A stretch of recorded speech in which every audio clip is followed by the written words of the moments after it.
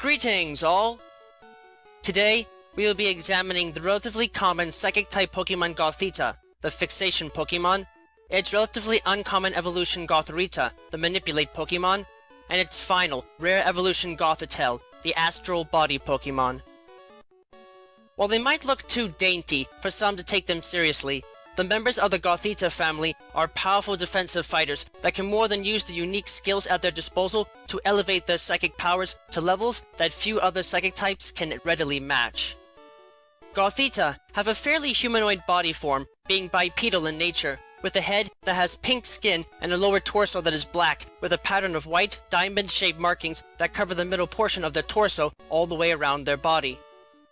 They have 4 limbs, 2 arms, and 2 legs with no digits, and their head has a top knot of black flesh that acts as the house for their extrasensory organ.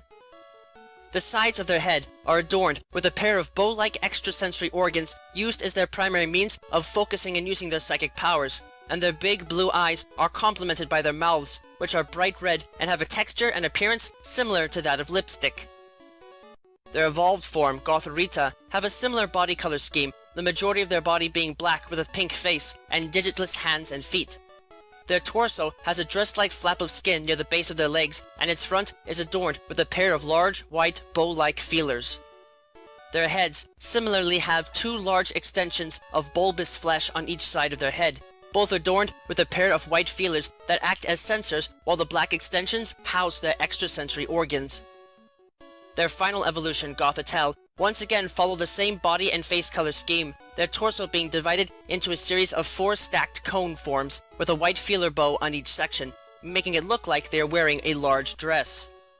Their feet are now covered in a white layer of flesh that makes it easier for them to walk, and their hands are pink and divided into a pair of digits, with a collar of white flesh surrounding their wrists. Their head has a single spike of flesh at the top of the head with a feeler bow on it, and the side of their head are adorned with a series of 4 plate-like extensions on each side that house their extrasensory organs, helping to grant them a more mystical and gorgeous form as a whole.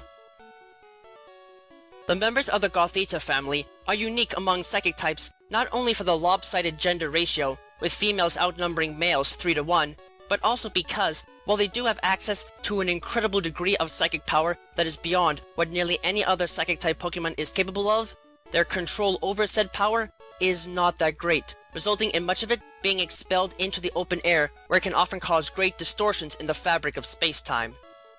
On the one hand, this means that these creatures are unable to make much use of their power in a combat role, limiting the actual effectiveness they have in a fight despite the sheer amount of power accessible to them. On the other hand, though, this helps them immensely as it helps to fuel them with their primary source of power, starlight. In essence, this incredible amount of expelled psychic energy has the effect of creating numerous micro wormholes that allow bits of starlight from distant stars to exit them and energize the bodies of these creatures. And while the wormholes are only open for fractions of a second, so many of them are created by their exuded psychic power that can easily fuel their forms and in turn help to provide the power they need to sustain themselves. This is also what allows these creatures to utilize unique moves like Wonder Room and Heal Block, helping to make them versatile tactical fighters that can definitely make themselves a nuisance to others that they confront.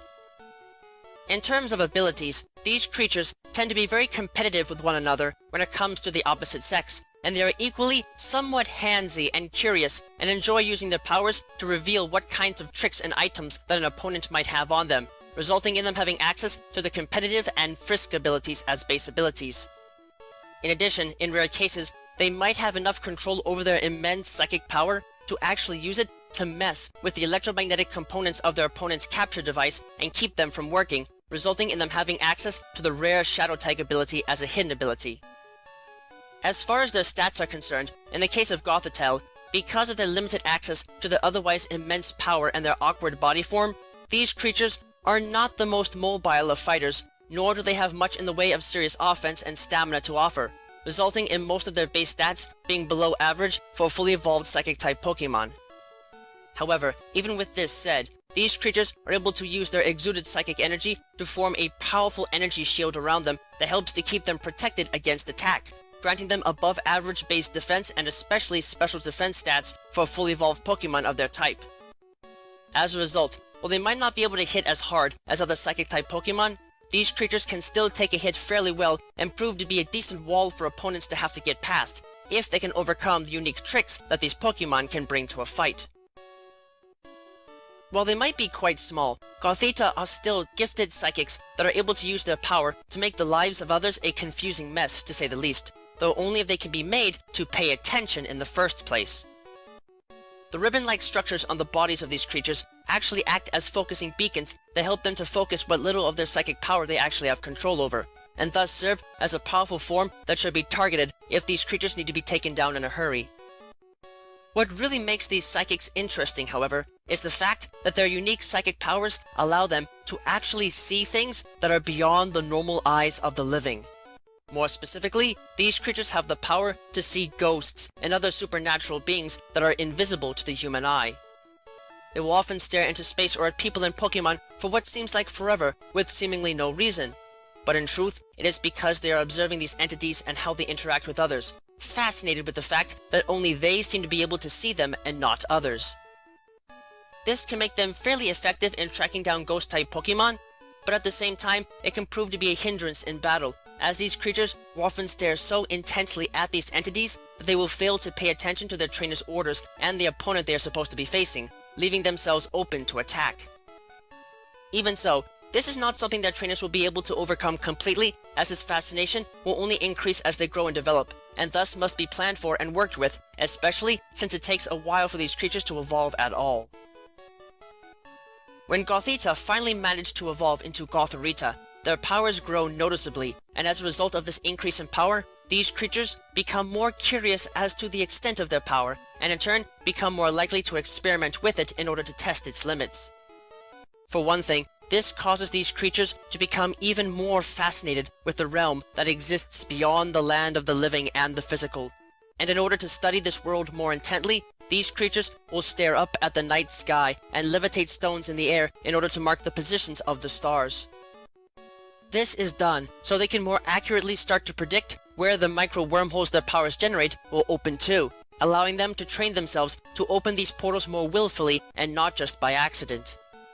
In doing so, they hope to gain greater control over their power to investigate the metaphysical world around them. At the same time though, they also test their power by using hypnosis to confuse and put other life forms under their control, testing to see how far they can manipulate their opponents and those around them in general, hence their species title. Thankfully, Gothorita rarely do this with any sort of malicious intent, despite tales that might be told about them, oftentimes using this power in order to forcefully make friends with sleeping children when they are lonely, and will readily release those under their control as soon as they are done experimenting with them, so this is a minor annoyance at best. Whether or not their own trainers are susceptible to their control very much depends upon their willpower, but as a whole, Gothorita will only do this to their owners under rare and extreme circumstances when their mannerisms are a bit on the malicious side, thus making them a bit easier to take care of than one might think, though still not the easiest out there. In reaching their adult state, these Pokemon gain about as much control over their psychic powers as they possibly can, granting them access to some incredible abilities that can make them a serious threat to just about anything that dares to face them. In their adult state, Gothitelle are able to analyze at a rapid pace where each of the micro wormholes their powers generate are actually leading to, and can intensify their reach at will, allowing them to show starry skies from stars thousands of light years away, creating a dazzling display of light that not only proves to be beautiful to look at, but, in concert, can also serve as a handy distraction to confuse and bewilder opponents, leaving them vulnerable to attack.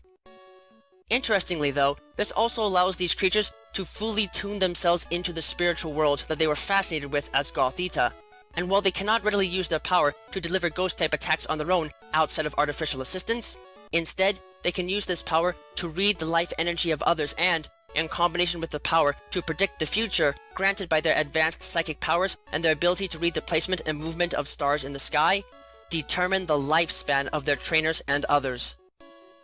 This is a unique tool that these creatures use in order to form relationships with others, as they are surprisingly sensitive from an emotional standpoint for psychic types, and thus do not want to readily form bonds with others if they are not going to be around for long. the emotional distress of their death often being enough to cause them to cry once they see how much time their target has, especially if the target happens to be their own trainer.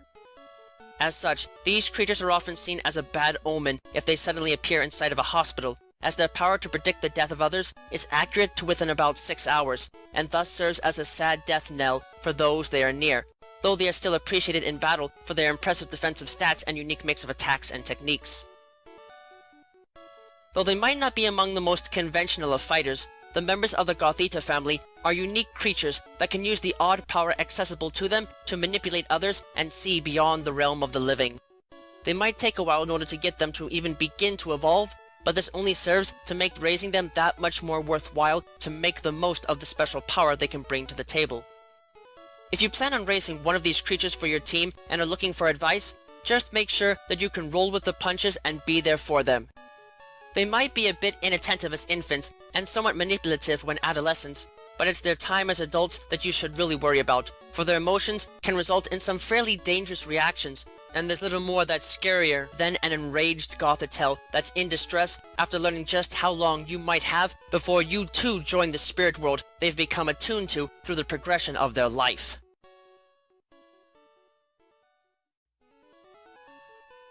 Thank you all for watching this video. It is always an honor to be able to speak with you all on the subject of Pokemon in a way that brings me great joy and happiness in my work.